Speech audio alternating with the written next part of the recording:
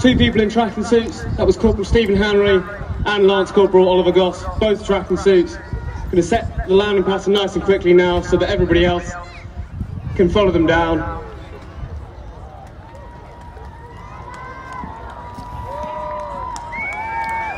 So, proudly coming down first then for today's display, we have the Jump Master, Corporal Stephen Hanley. Secondly, we have the other Jump Master for today's display, we have Lance Corporal Oliver Goss.